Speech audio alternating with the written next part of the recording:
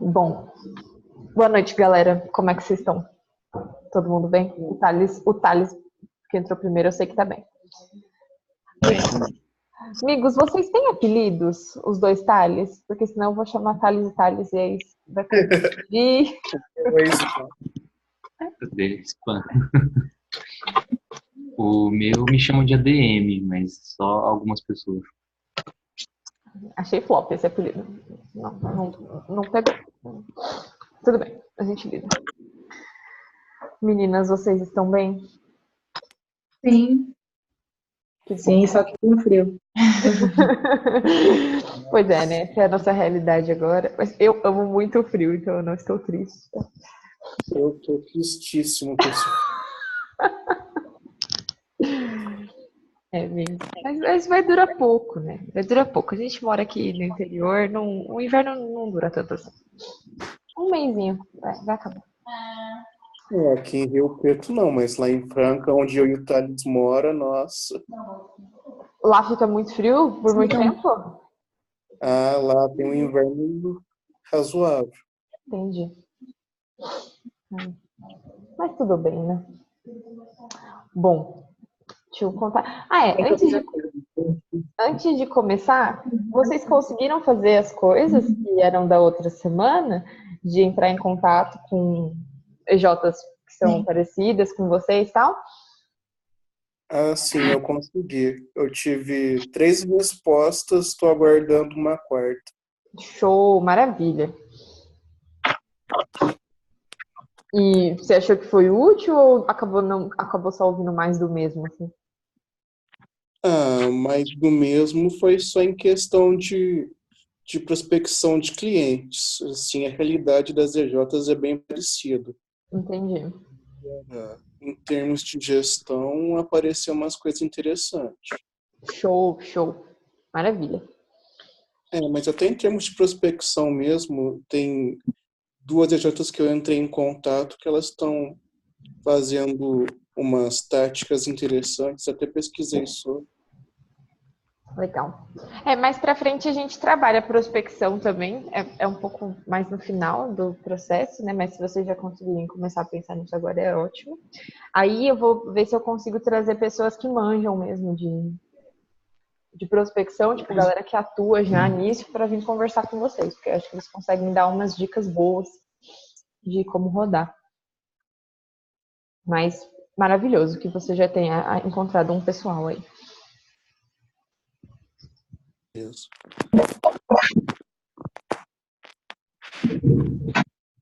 E vocês, meninas? Deu certo? Deu. Quer falar, amiga? Pode ser. Você quer falar por aqui? Fala que eu não vou aparecer, mas eu vou falar. Tudo bem.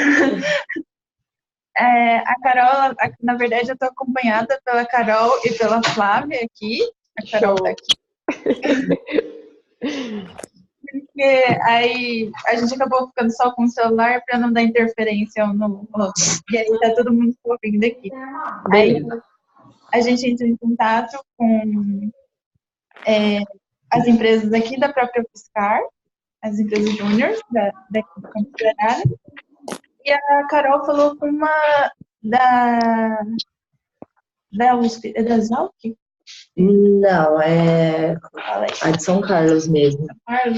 Eu falei com um amigo meu da engenharia ambiental de São Carlos, e aí ele falou que participou da parte do processo, da montagem de uma delas. E aí ele depois passaria mais informações, porque ele está em época de prova, e aí vai complicado para ele. Tá. Mas que, assim, ele participou de 2. Uma, ele disse que não era muito relacionada à agroecologia, que era a parte de gestão de resíduos, mas a agroecologia, ela meio que fez gestão de resíduos. Então, assim, como não dava para ele explicar, eu acabei não questionando sobre. Mas ele falou que caso eu precisar de ajuda e tal, ele participou da Enactus. E aí ele participou do processo de formação. Mas, assim, foi a única coisa que eu consegui nesse tempo. O Enactus não é uma empresa júnior. Eles fazem um trabalho voluntário diferente, assim. Não é ele falou venda mesmo de projetos, mas não tem problema. Eu vou ver se eu vou conversar com o pessoal uns contatos que eu tenho também de núcleo e vejo se eles conhecem mais alguém que pode ajudar vocês, e aí eu passo contato para vocês também. Tá, ele falou que participou da PROGE, eu acho que, assim, não sei pronunciar, não sei se você conhece. Não conheço. Da PROGE por um tempo, só que aí depois ele começou na Enactus. Aí ele falou, nosso processo de fundação é um pouco voltado à empresa júnior, mas ela funciona de outra forma. E aí eu acabei não conversando mais com ele, assim. Não, tudo bem. Eu vou ver então se eu arrumo outros contatos. E aí passo para vocês, porque o de vocês acho que vai ser mais complicadinho de achar mesmo. Mas aí eu vou dar uma procurada.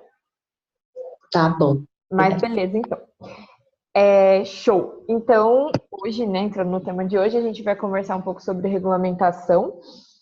E um pouquinho do, tipo, para ficar muito claro para todo mundo do porquê que vocês precisam estar regulamentados e o como também de obter a regulamentação. Só para o pessoal da ECC, no caso do CNPJ, eu vou passar uma coisa um pouco mais aberta aqui de como se obter um CNPJ. Talvez não se encaixe na realidade de vocês, porque de vocês a gente vai ter que ver com o contador, umas coisas mais a fundo. Mas aí pode ser que vocês tenham que abrir um outro CNPJ, então aí isso aqui serve também para vocês. Mas o de vocês, qualquer coisa, a gente faz umas outras capacitações e tal, porque vai ter que ser específico, assim, de acordo com o que a gente foi enfrentando ao longo do processo, porque cada caso é um caso quando a gente tem CNPJ inativo. Beleza? Ok. Então, por que a gente precisa de regulamentação, né? Às vezes a gente pensa que é muito algo só burocracia por ter burocracia, só que a regulamentação várias vezes garante coisas que a gente não tem muita noção, assim, né? Então, uma das coisas que a gente consegue com regulamentação é a legitimidade. Então, a gente realmente se constitui como empresa júnior, né? Então, como pessoa jurídica, não mais pessoa física. E a gente tem como se posicionar assim, na sociedade de maneira precisa. Além disso, a gente também conta muito com o senso de identidade, né? Porque existem critérios que são pré-determinados para que regulamentam, né? Mas critérios pré-determinados que definem o que é uma empresa júnior. Então, mais pra frente eu vou mostrar um documento para vocês que define exatamente o que é uma empresa júnior, tipo, para você se classificar como uma empresa júnior, tem certas coisas que você tem que cumprir. Então, por através da regulamentação que a gente garante que todas as empresas juniores estão seguindo um critério e elas realmente, assim, concordam e fazem parte do movimento empresa júnior no Brasil e no mundo, né? Porque tá todo mundo pensando igual, digamos assim. E o que comprova que a gente está fazendo isso da maneira correta é a própria regulamentação. A gente também tem mais credibilidade, né? Então, quando a gente não é regulamentado, a gente não consegue assinar um contrato, a gente não consegue emitir uma nota fiscal para um cliente. Então, esse tipo de coisa traz credibilidade para a nossa empresa perante ao mercado, né, e aos nossos clientes. Porque existem até, quando a gente trabalha geralmente com órgãos estaduais, municipais, assim, ou empresas muito grandes, eles costumam pedir uma série de documentos, assim, da empresa para aceitar trabalhar com a gente, para que não dê nenhum problema jurídico para eles e tal, né? Então, é necessário mesmo que a gente tenha essa regulamentação, porque isso também vai dar muita credibilidade para a gente. É interessante pensar também na ideia de uma EJ regulamentada é uma EJ muito mais forte, porque se você não está regulamentado, você primeiramente vai depender das ações das pessoas que estão constituindo a EJ naquele momento. E aí, se você pega uma galera que é muito sem noção e faz um monte de arte com a EJ pode sumir assim, ninguém sabe o que aconteceu, porque né, não tinha lá um estatuto que barrava as pessoas de terem certas ações, não tinha um estatuto que previa o que tinha que ser feito. Ou então, no caso de um cliente, né? Se vocês não estão regulamentados, vocês não vão conseguir fazer um contrato. É um contrato que garante que o cliente tem a obrigação de pagar vocês, sabe? Senão, tipo, o cliente pode falar, não concordei com isso aí, não. Isso aí, ó, foi coisa da sua cabeça. Então, tipo, a regulamentação dá muita base para uma empresa, né? E com isso a gente consegue muito mais força. Então, a gente tem como embasar nossas ações, né? Então, pode trocar todo o pessoal da EJ, mas existe uma base que garante que todo mundo esteja pensando, assim, no que é melhor para a empresa inteira. E perante aos nossos clientes, assim, é fundamental, tem muito respaldo, a gente consegue muito respaldo, né? Estando regulamentados, porque se tem uma coisa que a gente encontra na vida é cliente que não quer pagar. Então, assim, é muito importante a gente ter contrato, a gente ter como emitir nota fiscal, tudo certinho, para ter com que cobrar todo o cliente e tal. E também poder, tipo, usufruir das coisas que, sei lá, que a gente tem garantido como estatuto, como uma empresa. E aí, por fim, né, vem muito do conhecimento também, porque regulamentação é algo que a não ser que você faça uma faculdade de, sei lá, administração, direito, talvez, você não vai ver isso na faculdade, sabe? Tipo, como redigir um estatuto na faculdade. Então, é um conhecimento, tipo, além também que a gente ganha, né? Trabalhando bastante com regulamentação, porque muito do que a gente vê em regulamentação tem em todas as empresas, né? Existe uma base, né? Tipo, um estatuto, uma ata, um CNPJ, um imposto que a gente paga. Então, tipo, se a gente não vai ter, digamos, nossa empresa própria, é um conhecimento que a gente pode aplicar onde a gente estiver trabalhando. E se a gente quiser ter uma empresa própria, a gente já sabe a base de como fazer com que essa empresa saia do papel e comece a existir legalmente. Então, a regulamentação tem um papel muito grande, né? A gente precisa muito dela. A gente não pode, tipo, pensar nela só como sendo algo burocrático, uma coisa que eu tenho que gastar dinheiro, porque é ela que, tipo, que garante que a empresa continue sendo a empresa que ela é, tipo, mesmo que todo mundo saia, pela regulamentação que a gente consegue trabalhar. Então, e a gente com isso ganha muito conhecimento. Então, é importante que a gente tenha noção da importância da regulamentação em uma empresa e não pense que é uma coisa que pode ser deixada de lado, assim. Alguma dúvida até agora? Não, tranquilo. Beleza. Aí queria passar alguns conceitos para vocês, né? Não sei se vocês já perceberam, mas em alguns momentos eu chamei vocês de iniciativas. A ICC não é tanto, porque o caso deles é muito específico, mas o pessoal da agroecologia com certeza é uma iniciativa. Então, uma iniciativa é um grupo de pessoas que se organiza como uma empresa júnior, só que ainda não tem nenhum documento. Então, enquanto vocês não têm nenhum documento, vocês são classificados como iniciativa. E aí, uma iniciativa se torna uma empresa júnior no momento em que ela é fundada. E o que vale, né, para que a gente considere uma empresa fundada? Tem que ter o estatuto registrado, a ata de fundação registrada e um CNPJ. Então, quando vocês conseguirem esses 3 documentos, a gente considera que vocês são uma empresa júnior, e aí você tem outros caminhos a trilhar, mas a parte de fundação já acabou. Acaba quando a gente consegue esses 3 documentos. Aí, no caso da ECC, vai ser quando a gente conseguir ativar de novo o CNPJ, que aí já vai estar show. E aí, o que eu tinha comentado, né, que existem critérios que são os parâmetros, assim, do que a gente considera uma empresa júnior, esses critérios estão definidos no Conceito Nacional de Empresa Júnior. É um documento. Então, tem lá, tipo, tópicos que uma empresa júnior tem que seguir, assim, para se enquadrar nessa classificação empresa júnior.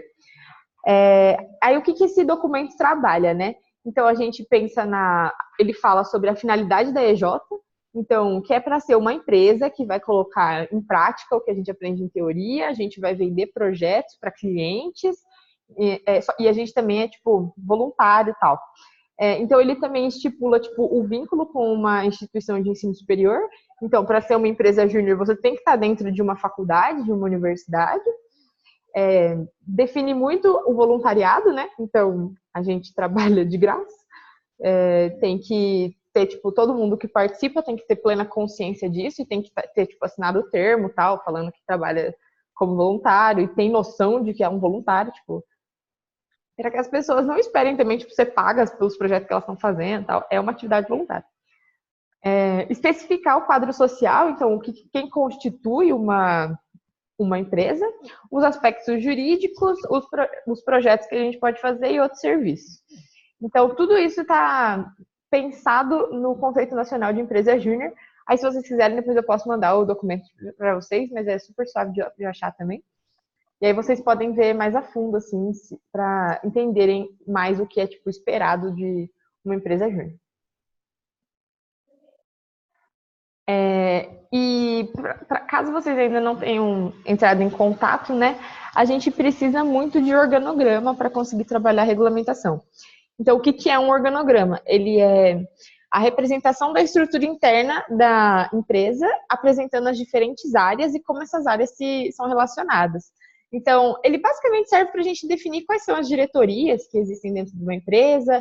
Aí, se a gente trabalha com coordenadorias ou algum outro tipo de divisão, tudo isso aparece no nosso organograma. Então, e aí que eu tinha deixado, né, que, por exemplo, diretorias comuns da gente encontrar são presidência, vice-presidência, marketing, projetos e o administrativo jurídico financeiro. Essas diretorias mudam de EJ para EJ, vem sendo uma tendência, assim, do movimento Empresa Júnior que o número de diretorias seja bem reduzido. Várias empresas estão trabalhando com 3 ou 4, assim. Mas é bem comum que no começo a gente tenha várias diretorias, porque a gente precisa estruturar muita coisa. Então, no começo a gente começa com várias, e aí conforme a gente já for tendo coisas estruturadas, a gente consegue diminuindo as diretorias e focar mais na parte de fazer os projetos, né? Não precisa estruturar tanta coisa interna. E aí, por isso também que eu tinha pedido para vocês perguntarem sobre organograma quando vocês estivessem conversando com outras pessoas de outras EJs, porque caso vocês, no caso da ECC, se vocês forem registrar um novo estatuto, vocês podem mudar o organograma lá, se vocês acharem que o que vocês têm hoje talvez não seja a melhor opção. E no caso do pessoal da UFSCar Araras, vocês vão ter que pensar na divisão que vocês querem. Então, por isso que é legal que a gente converse com outras EJs para saber como é que elas rodam, para a gente pensar se o modelo que elas usam cabe em vocês ou precisa ter alguma mudança. Porque esse organograma vai ser muito necessário para que a gente consiga registrar os documentos. O organograma é uma das coisas que entra no estatuto e na ata de fundação, que é o outro documento, você precisa falar quais são as pessoas que estão assumindo essas diretorias, porque então quem são os diretores. Então é muito importante que a gente tenha um organograma definido e basicamente é por meio de bench que a gente consegue isso e ter um alinhamento com todo mundo que está participando para ver o que acha que é mais interessante de estrutura assim para nossa empresa ter. Em empresa júnior, o organograma é uma coisa assim que muda sempre. Na minha EJ, ano passado, né, quando eu ainda fazia parte do meu EJ, a gente mudou de organograma 3 vezes no mesmo ano. Porque a gente testou um, deu errado. Testou outro, deu errado. E no final a gente achou um que a gente achou que funciona. Então, é normal a gente trocar de organograma, só que aí a gente precisa sempre atualizar o estatuto quando a gente muda de organograma.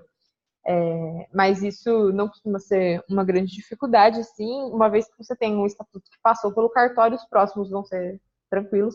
Aí só tem que estar fazendo um projeto para conseguir pagar essa documentação, porque o estatuto nem sempre é muito barato. E aí, não sei, vocês sabem que existe a Lei Empresa Júnior? Sim. Boa. Fico feliz que vocês sabem. A gente precisa, né, como empresa júnior, seguir o que está previsto na lei, né? E aí isso é óbvio. Mas a lei foi feita também muito com base no Conceito Nacional de Empresa Júnior, que eu tinha comentado para vocês. Então, a lei vai falar o que é o MJ, quem pode participar do MJ, que tipo de atividade ela é desenvolvida, qual que é o objetivo e como que a gente se relaciona com o IES. A gente está querendo, né, isso é uma coisa bem... A lei é relativamente nova, né, ela é de 2016, então tem várias universidades que ainda não cumprem tudo que a lei está prevista, sabe? Pela lei está previsto a gente ter um grande suporte, assim, das universidades, só que não é o que acontece ainda. Só que a lei em si é um artifício muito grande, muito bom que a gente tem para negociar com as nossas instituições de ensino superior, né? Seja com a nossa universidade, com a nossa faculdade, porque a gente pode falar, mas tá na lei, tá vendo? Você é obrigado por lei me ajudar. Então, a gente está trabalhando com algumas universidades, né? A UFSCar é uma delas, que ainda não tem, tipo, a regulamentação de uma EJ perante a UFSCar ainda não existe, tem vários trâmites sendo feitos para que isso saia, né? Mas a gente usa a lei Empresa Júnior como base para requerer esses apoios, assim, e, tipo, que a faculdade reconheça que uma empresa júnior faz parte dela e exista lá, né? E aí, o ponto de atenção principal desse ponto é o estatuto que contradiz o que está escrito na lei. Isso aí, geralmente, não contradiz, sabe? A gente lê a lei e ela é uma coisa genérica. Aí a gente lê a lei e escreve o nosso estatuto. Perfeito, né? A gente acha que ele tá lindo, maravilhoso. Aí a gente leva no cartório, e aí o cartório fala, não contradizer a lei Empresa Júnior. Aí você fica, mas o que eu contradizo isso aqui? Não sei. Então tem que tomar muito cuidado, porque às vezes, assim, é um jeito que você escreve uma frase que o cartório entende que é contrário ao que está escrito na lei Empresa Júnior. Então, tomar muita atenção, tipo, conferir todos os pontos da lei Empresa Júnior, ver se o seu estatuto não está, de maneira alguma, negando aqueles pontos. Se você está falando algo semelhante ao que está na lei, às vezes vale a pena copiar o texto do jeito que está na lei, para não ter nenhum problema. Quando eu registrei o estatuto da minha EJ, teve trechos que eu copiei. Eu copiei da lei, só coloquei, tipo, a empresa júnior, tal, faz não sei o que lá. O resto era copiado da lei, porque o cartório brigou tanto comigo que eu cansei. Então tomem cuidado, né, ao redigir um estatuto, para que ele realmente esteja de acordo com a lei Empresa Júnior, para não ter nenhum conflito com o cartório. Pessoal da ECC, o estatuto de vocês que está registrado, vocês sabem de quando é? O último que foi registrado? 2017. Ah, não, então tá ótimo. A lei já tinha passado. Porque só para caso tivesse que refazer alguma coisa, aí, mas como já passou, o primeiro já estava depois da lei, já tá bom. Beleza, então, né? Aí, isso aí foi um geralzão sobre regulamentação, coisas que são importantes da gente saber quando a gente está trabalhando com regulamentação. E agora a gente vai ver quais documentos que a gente precisa, né? Que são fundamentalmente aqueles três: estatuto, ata e CNPJ. Só para vocês terem uma ideia, aqueles três documentos são os primeiros que uma empresa júnior tem que obter, que é para se enquadrar no conceito de empresa júnior. Só que uma vez que a sua empresa júnior está afundada, tem vários outros documentos que vocês precisam ter. E eles estão aqui. Deixa eu ver aqui. Dá para ver que são vários, né? Então, CNPJ, estatuto e ata são 3 dos que estão aí, mas a gente tem muito mais.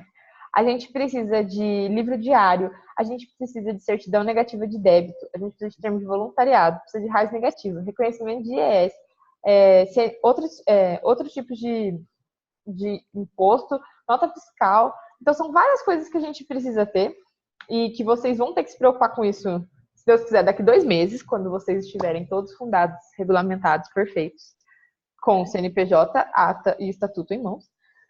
E aí, esses aí são os próximos passos que vocês vão ter que tomar. Mas então, isso aqui é só para vocês terem consciência de que existem vários documentos que vocês vão precisar trabalhar. Mas agora vou passar para... Vamos focar nos 3 que vocês vão precisar, tipo, para o processo de fundação. Aqui eu vou ter que mudar de... Rapidamente, só. Aqui. Esse aqui é um PDF que a gente tem de regulamentação, depois eu mando para vocês, que aí já está tudo destrinchadinho nele. Então, o que a gente precisa ter num estatuto, né? Esses aqui são os tópicos mínimos exigidos em um estatuto.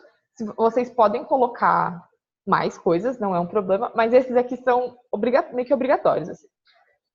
Então, precisa ter denominação, fins e sede. Então, tipo, quem são vocês, para que vocês existem e onde vocês ficam. Requisitos para admissão, demissão e exclusão de membros. Então, como novas pessoas vão entrar na sua EJ e como você pode demitir essas pessoas, se for necessário, ou como elas podem sair, né? Elas podem também só não querer participar mais. Direitos e deveres, como que vocês vão, como é a captação de recursos da sua empresa, né? Então, como vocês se mantêm. Modo de constituição e funcionamento dos órgãos deliberativos. Isso aqui é aquilo lá que eu tinha falado, aqui que entra as diretorias, se vocês têm, tipo, por exemplo, o órgão máximo de uma empresa júnior é sempre a Assembleia Geral. A Assembleia Geral pode passar por cima de tudo, basicamente, só que aí geralmente a gente trabalha com a Assembleia Geral e diretoria executiva, que a Assembleia Geral é tudo que é definido com todo mundo junto, e a diretoria executiva são os diretores que tomam as decisões, né? Então, tem que ter é possível que 1/5 dos associados convoquem uma Assembleia Geral, isso tem que estar escrito no estatuto. Tem que estar explicado também condições para alterar o estatuto e como acabar com a empresa. Tem que estar explicado como que vocês fazem a aprovação das contas, então, tipo, geralmente é algo bem simples, sabe? Tipo, semestralmente será apresentado um relatório em Assembleia Geral para aprovação das contas. Não é nada muito complexo.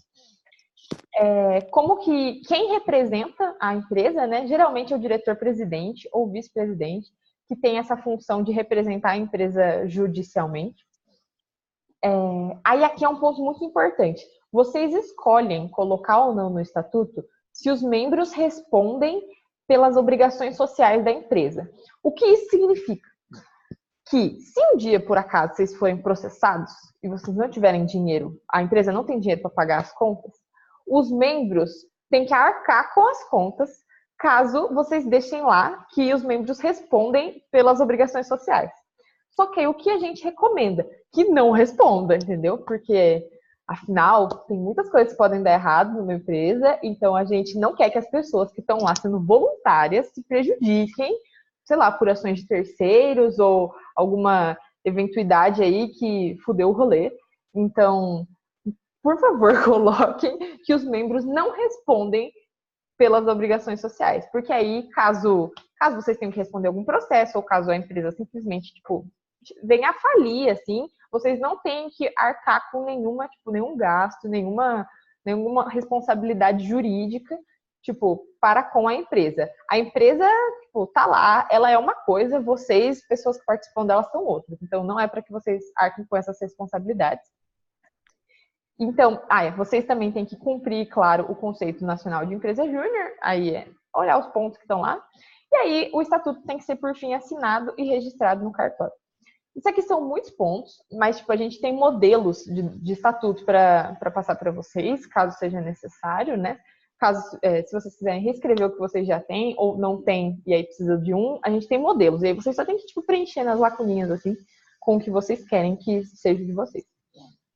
Alguma dúvida? Não? Beleza. Ata de fundação. A ata de fundação vai vir junto com o estatuto, na verdade.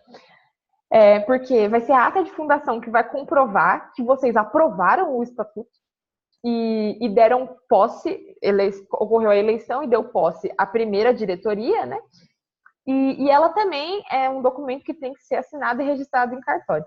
Geralmente, se eu não me engano, a ata de fundação e o primeiro estatuto, vocês meio que registram juntos, assim. Tipo, não dá para registrar um sem o outro. Então, esse tem que atuar em conjunto. E aí, se for o caso do estatuto já estar registrado, que nem é o caso da ECC, o que vocês vão ter que registrar é uma ata de eleição e posse.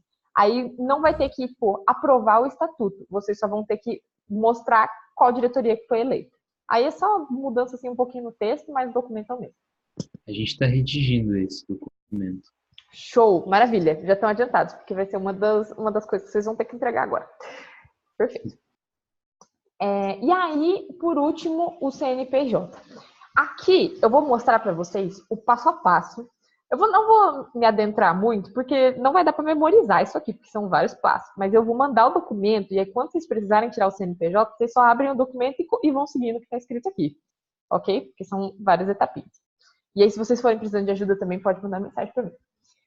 Então, beleza, né? Vocês vão entrar nesse site, Rede Sim, que é do governo, e vão na abinha de serviços. Aí, vocês vão lá criar pessoa jurídica. Desculpa, qual que é o nome do site? Rede Sim. Rede Sim? .gov.br. Aí, se eu não me engano, nesse aqui vocês vão conseguir consultar também o que está acontecendo com o CNPJ de vocês, já que vocês já têm. E eu estava procurando sobre isso, por isso que eu vim pedir o seu CNPJ. Eu vou dar uma caçada se eu consigo localizar o que acontece. Mas beleza. Aí, voltando. Vocês vão lá, vão criar a sua pessoa jurídica. Aí vai ter que fazer um cadastro, porque vocês provavelmente não têm, né? Aí é só preencher os dados. E aí você vai vir aqui. Aí você vai escolher o estado, né? São Paulo. E vocês vão colocar associação privada na natureza jurídica. E aí aqui vocês vão só clicar no botãozinho não. Aí vocês também vão colocar um município, né? Coloca que não precisa transmitir o certificado digital, só clica em continuar. Aí nessa você escolhe a inscrição do primeiro estabelecimento, que é para abrir o primeiro, no caso, né? Aí na parte do CPF do representante, é a pessoa que vai ser o representante legal da empresa. Então, isso vai ter que estar, tem que ser o que está escrito no estatuto. Quem é o representante legal? É o presidente? Beleza, vamos colocar o CNPJ o CPF do presidente. Isso no caso de uma atualização disso, como que faria? No caso do quê? De uma atualização, por exemplo, o SPAN deixou de ser o presidente. Como que a gente procederia? Todo ano a gente tem que registrar a ata de eleição nova, né? E aí, quando a gente registra a ata de eleição, a gente leva a ata de eleição na Receita Federal. Porque levando na Receita Federal, eles atualizam quem é o representante, quem são os representantes. Então, isso tem que acontecer todo ano, sempre que você registra uma nova ata de eleição. Beleza. Obrigado. Imagina. Beleza. Aí você vai fazer o download, guarde. E aí, no canto esquerdo, você vai clicar em eventos. Aí aqui você vai colocar inscrição do primeiro estabelecimento, vai clicar no sim, vai preencher o que está escrito de acordo com o estatuto, então vocês vão ter que ter o estatuto registrado, vão copiar o que está escrito no estatuto.